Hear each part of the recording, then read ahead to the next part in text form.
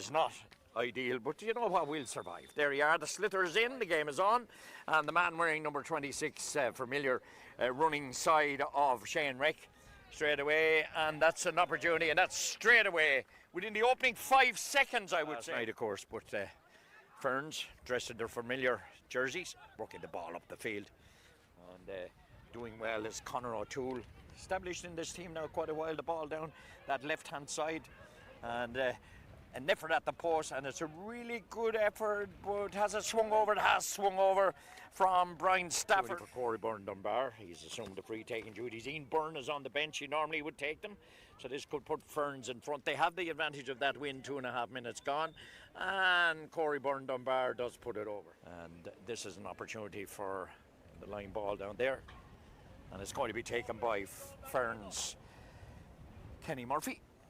What a contrast in the weather. What a wonderful week we had. Oh, this is a chance for Fern. A lovely breakthrough on the left and off his left with the wind behind him. A great point from Dermot Doyle to put Ferns 3-1 up. And they've got to take advantage of this. It's a toughish enough one, although straight in front of the post. So it shouldn't be difficult for a man of his capabilities. And Seamus doesn't let me down. He puts it over the bar. So that's his first point of the day, I'm sure. With 3 officials waving it wide, there's a fair chance it is wide. 3 points to 2, 5 minutes gone. This opening half, the Pettit Senior Hurling Championship. That's a loose one, and there's no doubt about that one. Well, you certainly can't give Corey Bunch. And that one is gone. That one is gone over the bar. Well, the 2 umpires, yeah, they did. The flag went up. The umpire, goalkeeper, played underage for Kilkenny. The ball out to the right-hand side here, out to Brian. Kyle Kern, or Paddy Casey it is actually, working up the field and moving through the channels. They got it carried. This is a lovely carry from Sean Rowley, heading in on goal. As he got a point, he has Sean Rowley into the wind. He judged it perfectly, and it's good to see a man that's tension in it, I think. Seamus Casey a little bit further out every time now he gets a free. This game, Seamus looking at the right-hand side, chance to go perhaps, maybe. And that's a good effort from Seamus into the wind, because you might get a good idea. So we hope your entertainment is not spoiled. That's a lovely little ball run through, but it's well picked up by Fikra Hooran. Fikra, lovely ball off to the left. Damien Reck running onto it, and now takes the pass again. Damien Reck, he's still running, opens it up. Is that a score? That's a familiar score from the Wexford man.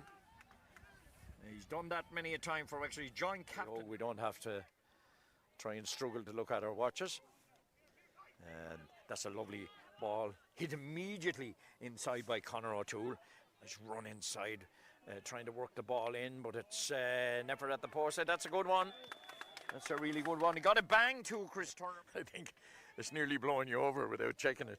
So he strikes it really well. A nice crisp strike on the hurley, and that's a serious point into the wind. Now that far side is probably the 4th point today.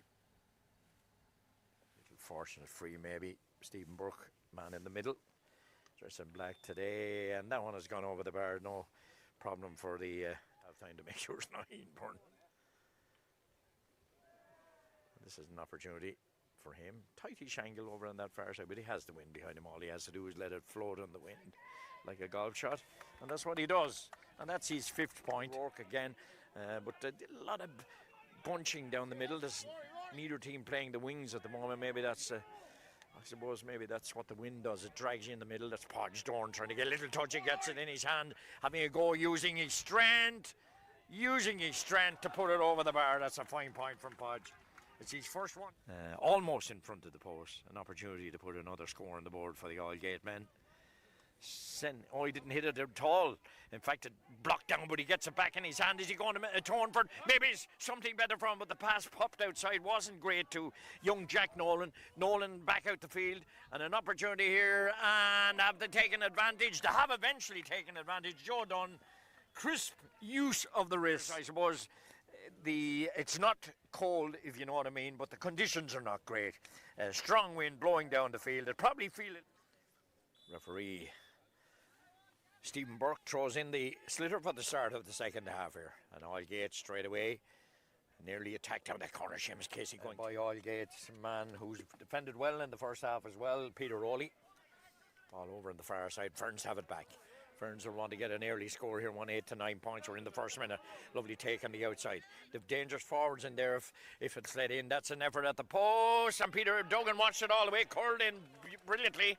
That's a fine point, and the second point for Chris Thorne. Ball touched down in midfield. And to get a little touch on it there, Joe Dunn walking it away. Chance here, taking the ball to run, looking behind him is Jack Nolan. Promising young man, this fella.